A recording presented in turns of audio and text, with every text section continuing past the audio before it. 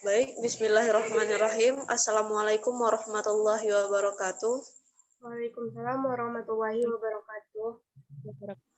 Baik, Ibu dan rekan-rekan semua, perkenalkan kami dari kelompok 3 akan mempresentasikan materi mengenai pengelolaan hara tertutup dalam sistem pertanian terpadu.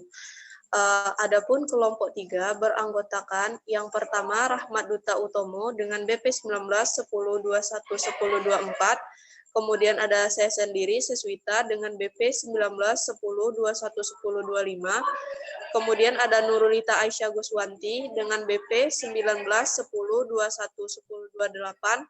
Selanjutnya ada Syafira Rahmadani dengan BP 19 10 21 10 29 dan ada Rona Putri Pratama Manalu dengan BP 19 10 21 10 39. Next, Rona.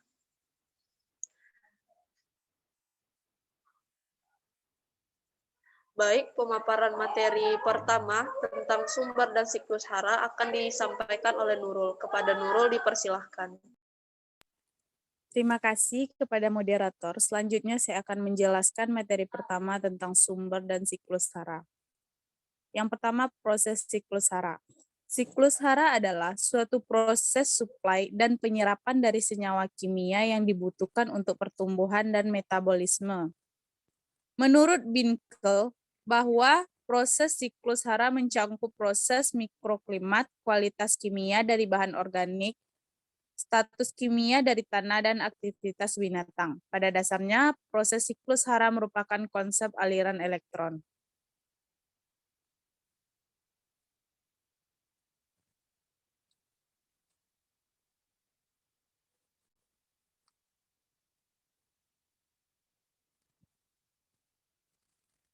Pengelolaan kesuburan tanah ada 6. Yang pertama, mengembalikan hara atau nutrisi yang terangkut panen dengan menambahkan pupuk organik dari berbagai sumber. Yang kedua, mengembalikan sisa-sisa panen serta serasa ke lahan untuk mengembalikan hara terangkut tanaman. Ketiga, menanam tanaman legum sebagai tanaman pagar yang bermanfaat sebagai sumber pupuk organik. Yang keempat adalah mengintegrasikan ternak dalam kebun organik. Yang kelima, menambahkan bahan amelioran alami seperti kapur dan fosfat alam. Yang keenam, menyediakan air yang cukup dan bebas kontaminasi bahan agrokimia.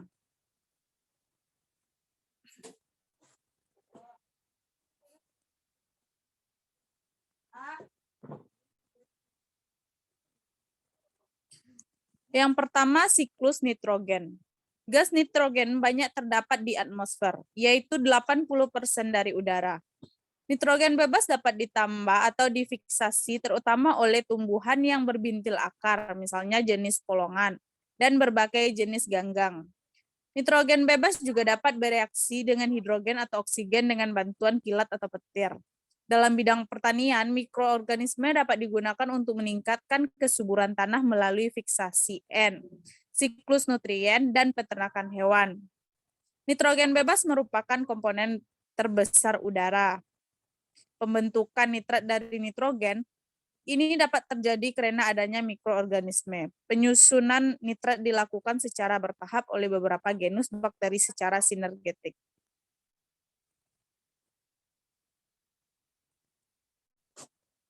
Yang kedua adalah siklus fosfor. Fosfor merupakan elemen penting dalam kehidupan karena makhluk hidup membutuhkan fosfor sebagai bentuk ATP. Ion fosfat terdapat dalam bebatuan. Adanya peristiwa erosi dan pelapukan menyebabkan fosfat terbawa menuju sungai hingga laut membentuk sedimen. Di darat, tumbuhan mengalami fosfat yang terlarut dalam air tanah. Herbivora mendapatkan fosfat dari tumbuhan yang dimakannya, dan karnivora mendapatkan fosfat dari herbivora yang dimakannya.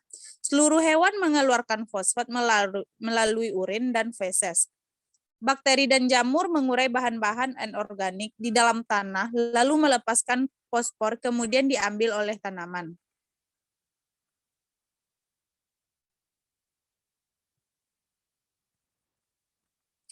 Yang ketiga, siklus kalium. Kalium merupakan unsur hara yang paling efektif untuk bergerak. Pada dasarnya, kalium dirubah menjadi ion K+.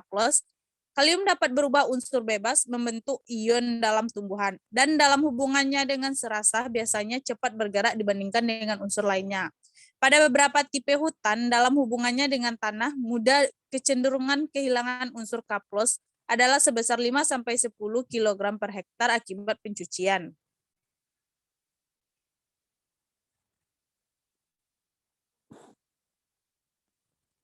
Yang keempat ada siklus sulfur. Siklus sulfur merupakan siklus yang memiliki kesamaan proses dengan siklus fosfor. Seperti fosfat, anion sulfat dapat diserap oleh tanah yang hasilnya dapat dimanfaatkan. Sulfur terdapat dalam bentuk sulfat anorganik. Sulfur direduksi oleh bakteri menjadi sulfida dan kadang-kadang terdapat dalam bentuk sulfur dioksida atau hidrogen sulfida. Ini seringkali mematikan makhluk hidup di perairan dan pada umumnya dihasilkan dari penguraian bahan organik yang mati.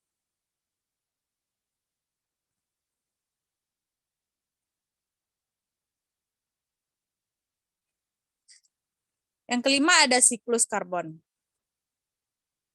Kandungan karbon di bumi hanya sekitar 0,08% yang terdapat di litosfer, hidrosfer, dan atmosfer. Tetapi unsur ini adalah unsur yang sangat penting dalam kehidupan. Karbon dapat kembali ke atmosfer dengan berbagai cara pula, yaitu melalui pernapasan atau respirasi oleh tumbuhan dan binatang. Hal ini merupakan reaksi eksotermik dan termasuk juga di dalamnya penguraian glukosa atau molekul organik lainnya menjadi karbon dioksida dan air.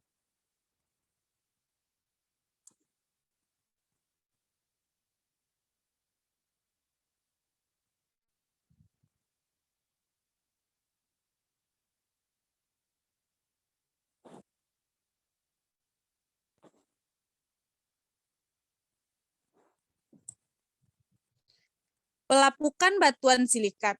Ini adalah proses memindahkan karbon ke dalam reservoir yang siap untuk kembali ke atmosfer. Pelapukan batuan karbonat tidak memiliki efek neto terhadap karbon dioksida atmosferik karena ion bikarbonat yang terbentuk terbawa ke laut, di mana selanjutnya dipakai untuk membuat karbonat laut dengan reaksi yang sebaliknya. Melalui pembusukan binatang dan tumbuhan, fungisida atau jamur dan bakteri mengurai senyawa karbon pada binatang dan tumbuhan yang mati dan mengubah karbon menjadi karbon dioksida jika tersedia oksigen atau menjadi metana jika tidak tersedia oksigen. Baiklah, terima kasih. Saya kembalikan kepada moderator. Baik, terima kasih kepada Nurul. Pembahasan selanjutnya akan disampaikan oleh Rona. Kepada Rona dipersilahkan. Baiklah, sebelumnya saya ucapkan terima kasih kepada moderator yang telah mempersilahkan saya untuk menjelaskan slide yang selanjutnya. Baiklah, yang selanjutnya yaitu siklus air. Air di atmosfer berada dalam bentuk uap air. Uap air berada dari air di daratan dan laut yang meluap karena panas cahaya matahari. Sebagian besar uap air di atmosfer berasal dari laut karena laut mencapai 3/4 luas permukaan bumi. Uap air di atmosfer terkondensasi menjadi awan yang turun ke daratan dan laut dalam bentuk hujan. Air hujan di daratan masuk ke dalam tanah membentuk permukaan tanah dan air tanah. Tumbuhan darat menyerap air yang ada di dalam tanah. Dalam tubuh tumbuhan, air mengalir melalui suatu pembuluh. Kemudian melalui transpirasi uap air dilepaskan oleh tumbuhan ke atmosfer. Transpirasi oleh tumbuhan mencapai 90% penguapan pada ekosistem darat.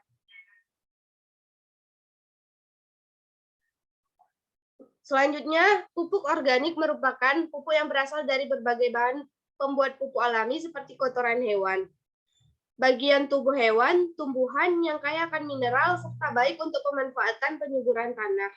Berdasarkan bentuknya, pupuk organik dibedakan menjadi dua, yaitu pupuk padat dan pupuk cair.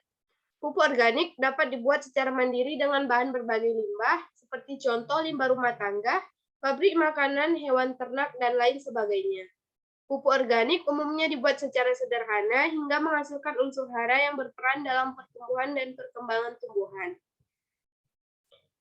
Beberapa manfaat pupuk organik diantaranya, pertama, memperbaiki sifat fisik dan kimia tanah, kedua, menyediakan unsur hara bagi tanaman, ketiga, meningkatkan pertumbuhan dan produksi tanaman, keempat, meningkatkan pertumbuhan benih, kelima, dapat menghidupkan mikroorganisme tanah, yang keenam, mencegah erosi tanah, ketujuh, meningkatkan kesuburan tanah, kedelapan, aman untuk kesehatan manusia, 9. Mempermudah pengolahan lahan pertanian, dan ke-10 mencegah kelebihan suplai hara yang membuat tanaman keracunan.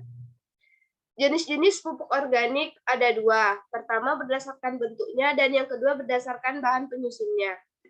Pertama berdasarkan bentuknya, yaitu pupuk organik padat. Menurut penjelasan di modul, pembuatan pupuk padat dan cair dari sampah organik, pupuk organik padat adalah pupuk yang tersusun dari makhluk hidup seperti pelapukan sisa tanaman, hewan, dan manusia. Jenis pupuk ini memiliki banyak unsur hara. Sumber bahan organik ini terdiri dari pupuk kompos, pupuk hijau, kandang, sisa limbah ternak, limbah industri dari bahan pertanian, hingga sampah. Yang kedua, pupuk organik cair, disebut juga dengan POC, yaitu larutan hasil pembusukan bahan organik yang berasal dari kotoran hewan, sisa tanaman, dan manusia. POC ini memiliki kandungan unsur hara yang beragam.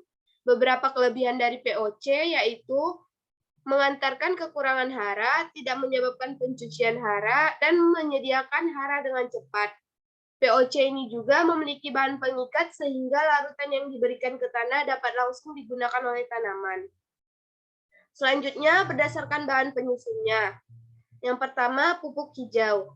Pupuk hijau merupakan pupuk yang berasal dari pelapukan tanaman, baik dari sisa panen maupun tanaman yang disengaja ditanam kemudian diambil hijauannya. Tanaman yang biasanya digunakan untuk membuat pupuk hijau yaitu kacang-kacangan dan tanaman air. Jenis pupuk ini mengandung hara khususnya nitrogen yang cepat terurai dalam tanah. Aplikasi pupuk hijau dilakukan dengan cara dibenamkan dalam tanah atau melalui pengomposan.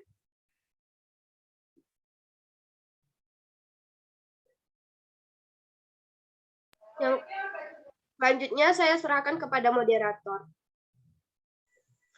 Baik, terima kasih kepada Rona. Selanjutnya pembahasan akan dilanjutkan oleh Vira. Kepada Vira dipersilahkan.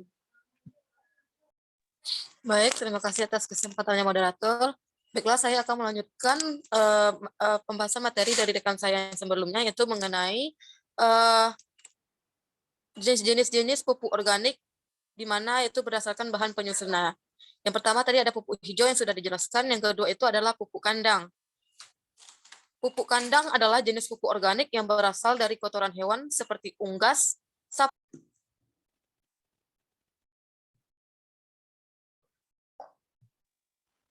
Baiklah, saya akan melanjutkan pemaparan materi dari rekan saya sebelumnya mengenai jenis-jenis pupuk organik berdasarkan bahan penyusunnya. Yang kedua itu adalah pupuk kandang. Pupuk kandang merupakan jenis pupuk organik yang berasal dari kotoran hewan seperti unggas, sapi, kerbau, atau kambing. Pupuk kandang ini biasanya digunakan untuk tanaman yang hasil panen utamanya berasal dari buah atau biji, seperti tanaman timun, kacang-kacangan, dan buah-buahan. Yang ketiga itu adalah pupuk kompos. Pupuk kompos merupakan pupuk yang terbuat dari pelapukan bahan organik melalui proses biologis atau bantuan organisme pengurai. Pembuatan pupuk kompos bisa dilakukan dengan dua metode, yaitu metode anaerob tanpa udara dan metode aerob dengan udara. Contoh pupuk kompos antara lain ada pupuk vokasi, vermi kompos, dan lain sebagainya.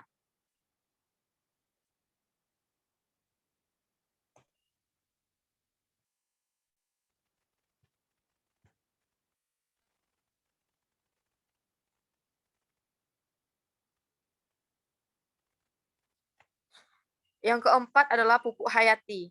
Jenis pupuk hayati merupakan pupuk yang terdiri atas organisme hidup yang mempunyai kemampuan untuk menambah kesuburan tanah dan menghasilkan nutrisi bagi tanaman. Pupuk hayati dibuat dengan mengisolasi bakteri tertentu, misalnya bakteri Azotobacter cococum untuk mengikat nitrogen. Ada juga bakteri Bacillus megatherium untuk melarutkan unsur fosfor. Dan ada bakteri Bacillus mucilaginous untuk melarutkan unsur kalium.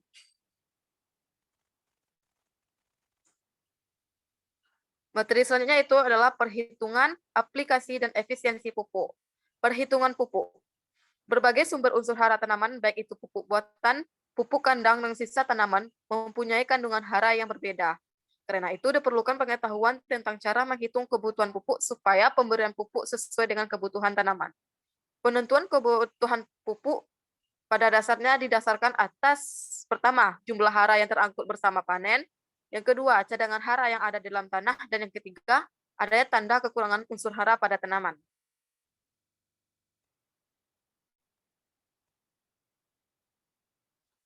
Berikut adalah contoh perhitungan pupuk buatan pada tanaman jagung yang sudah panen sekitar 3 ton per hektar.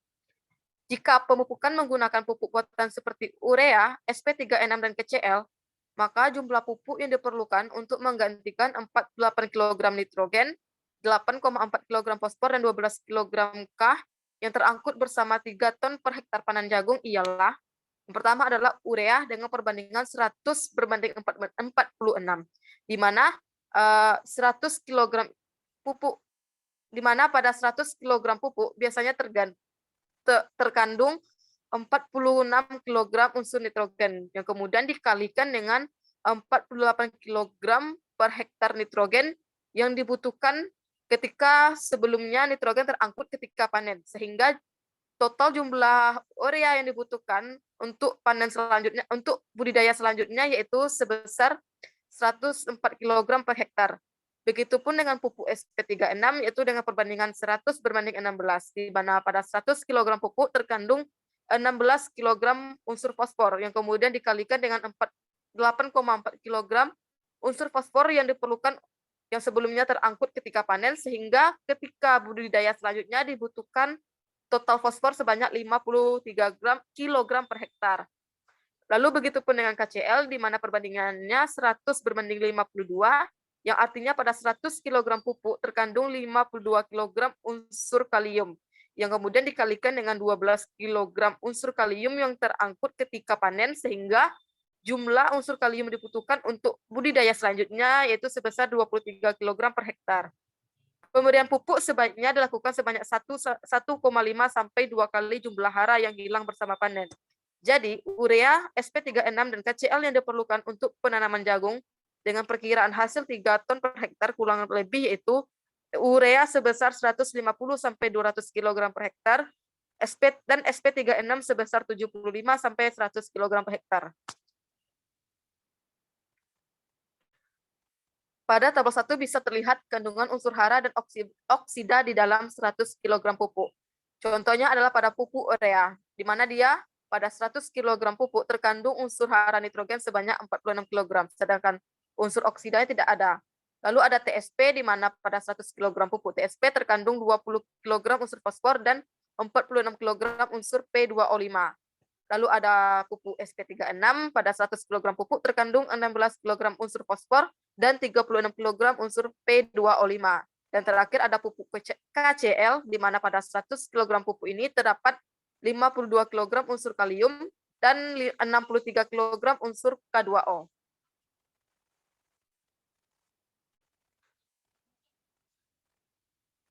Selanjutnya adalah pupuk kandang. Pupuk kandang ini mempunyai kandungan unsur hara yang sangat bervariasi tergantung pada waktu dan cara penyimpanannya, serta jenis hewan dan kesehatan hewan. Selain dapat menyediakan unsur hara bagi tanaman, pupuk kandang juga membantu memperbaiki struktur tanah dan aktivitas hewan dan mikroba tanah.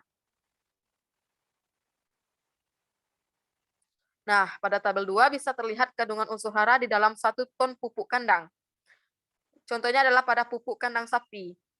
Pada 1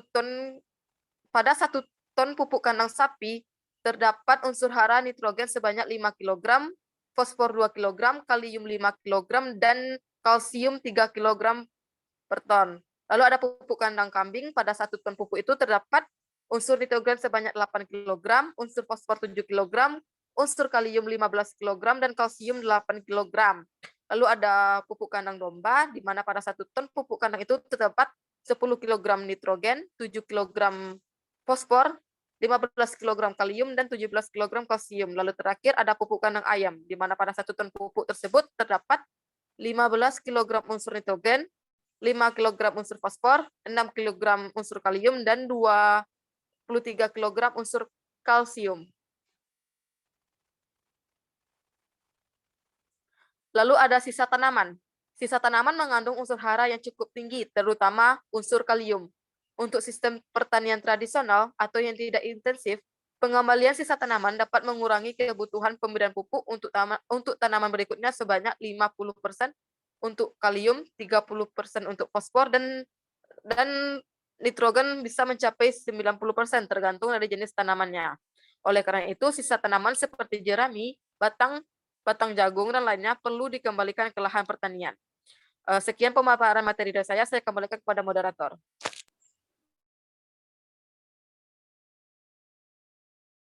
Selanjutnya akan saya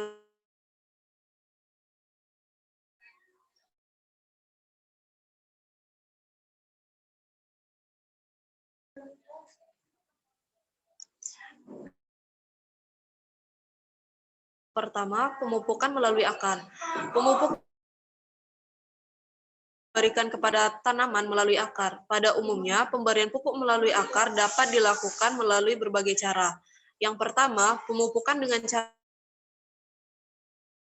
pemupukan dengan cara ditempatkan di antara larikan atau barisan. Yang ketiga, pemupukan dengan cara ditempatkan dalam lubang.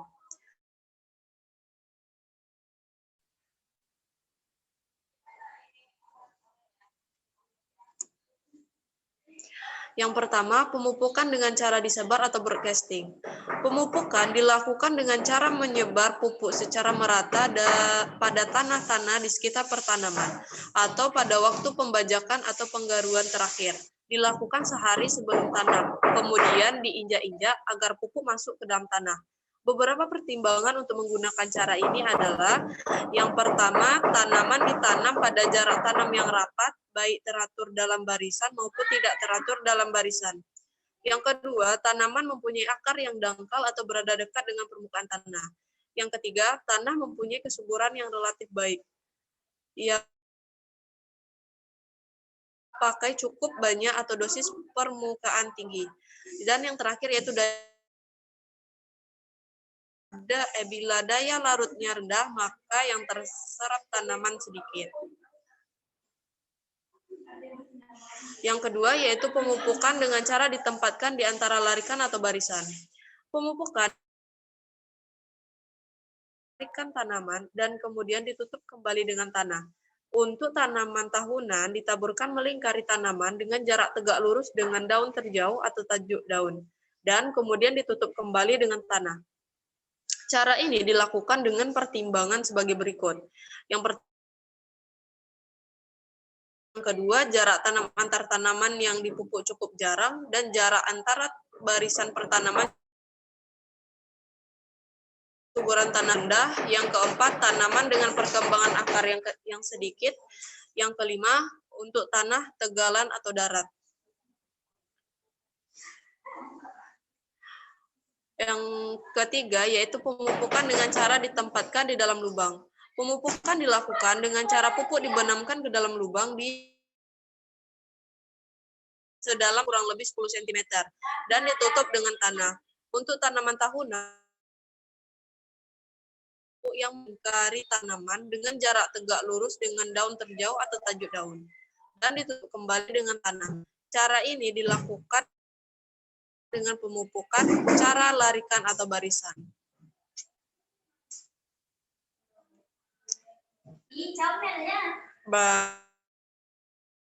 Melalui daun. Pemupukan melalui daun adalah pemupukan yang diberikan ke tanaman melalui daun. Pupuk diberikan melalui daun karena daun merupakan salah satu organ tanaman yang dapat menyerap unsur hara. Pemupukan larutan pupuk ini disemprotkan langsung ke daun-daun tanah. Volume rendah sprayer gendong maupun volume besar menggunakan mesin kompresor, bahkan menggunakan pesawat yang luas.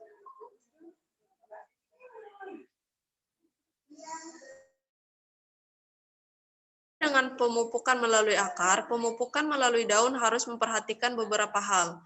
Yang pertama, konsentrasi pupuk hara dibuat mengikuti petunjuk pemakaian pada label kemasan pupuk. Yang kedua, faktor penguapan larutan pupuk akibat tingginya suhu lingkungan. Yang ketiga, cara aplikasi larutan pupuk disemprotkan pada daun menghadap ke bawah. Yang keempat, jangan mengaplikasikan pupuk daun jika pada pupuk tanaman tumbuh tunas-tunas baru yang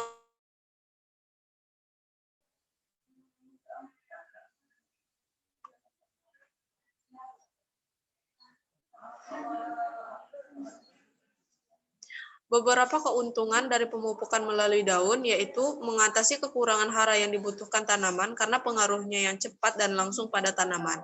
Yang kedua, lebih efisien karena jumlah yang diperlukan lebih sedikit dibandingkan dengan melalui tanah. Yang ketiga, sekali dapat menekan serangan hama dan penyakit. Adapun kekurangan dari pemupukan melalui daun yaitu jumlah unsur hara yang diberikan atas, konsentrasi dan dosis yang tinggi dapat menyebabkan keracunan atau toksisitas. Yang ketiga, mudah tercuci oleh air terutama pada musim hujan. Baik, pembahasan selanjutnya akan dijelaskan oleh Duta. Kepada Duta dipersilahkan. Baik, terima kasih moderator.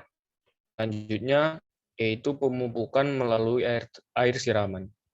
Metode ini banyak direkomendasikan oleh pabrikan pupuk karena pupuk generasi baru umumnya bersifat water soluble atau sangat mudah larut dalam air, dengan ampas sisa pupuk yang tidak terlalu berjumlah sangat sedikit. Pemupukan dengan cara ini mempunyai beberapa kelebihan, yaitu yang pertama, efisiensi pemupukan dapat ditingkatkan karena meningkatnya daya serap akar tanaman terhadap pupuk dalam bentuk larutan. Selanjutnya, efektivitas pemupukan dapat terlihat nyata dengan meningkatnya kualitas pertumbuhan dan perkembangan tanaman. Yang ketiga, kualitas buah yang dihasilkan dapat ditingkatkan menjadi lebih baik dengan memberikan pupuk tertentu. Dan yang terakhir yaitu media pertumbuhan tanaman tetap bersih dan relatif bebas dari penyakit akibat aplikasi pemupukan yang terjadwal.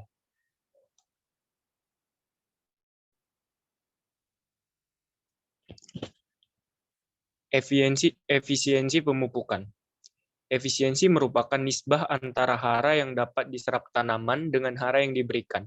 Makin banyak hara yang dapat diserap dari pupuk yang diberikan tersebut, maka nilai efisiensi penyerapan semakin tinggi.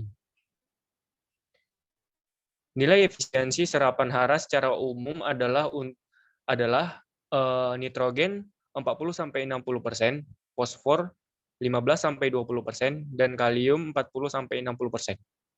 Hara yang tidak dapat diserap oleh tanaman dapat disebabkan hilang karena terlindih, menguap, terbawa air limpasan, dan erosi, tersemat, diambil oleh mikroba. Next, Rona. Upaya yang dapat dilakukan untuk meningkatkan efisiensi penyerapan antara lain, pupuk diberikan secara tepat. Berikut beberapa cara pemupukan yang tepat dengan 5 tepat. Yang pertama, tepat jenis. Tepat jenis yaitu pada saat pemupukan, haruslah tepat dalam menentukan jenis pupuk apa yang dibutuhkan oleh tanaman. Unsur urea jika tanaman kekurangan unsur N, SP36 jika tanaman kekurangan unsur fosfor. Jika pupuk yang digunakan salah, tanaman yang kita pupuk tidak akan bagus hasilnya. Selanjutnya yaitu tepat dosis. Tepat dosis yaitu pada saat pemupukan, dosis yang diberikan harus tepat atau sesuai dengan kebutuhan tanaman.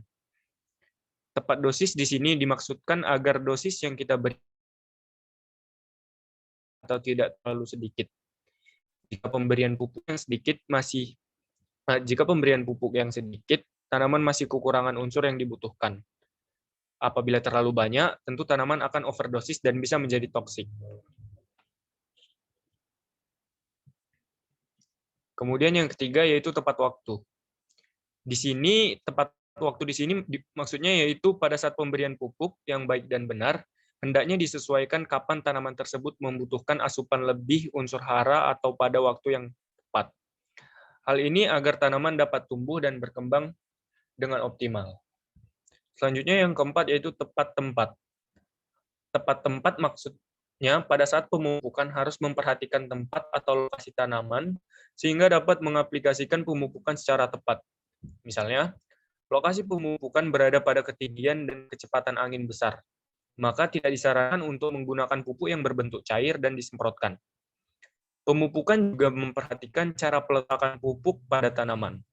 Hal ini dapat mempengaruhi hasil penyerapan tanaman akan asupan pupuk yang diterima. Next. Terakhir yaitu tepat cara. Tepat cara yaitu pada saat pemupukan, cara kita itu harus benar. Cara pemberian pupuk yang salah akan membuat pupuk terbuang sia-sia ataupun tercuci oleh air dan terdenitrifikasi sehingga tidak dapat diserap atau ditangkap langsung oleh tanaman. Untuk itu, cara pemupukan harus benar dan tepat sasaran. Baiklah, sekian penjelasan dari saya kembalikan ke moderator. Baik, terima kasih kepada Duta. Baik, Ibu dan rekan-rekan semua, itulah pemaparan materi dari kelompok 3. Baiklah, jika ada salah kami mohon maaf. Sekian presentasi dari kami. Assalamualaikum warahmatullahi wabarakatuh. Waalaikumsalam. Waalaikumsalam warahmatullahi wabarakatuh.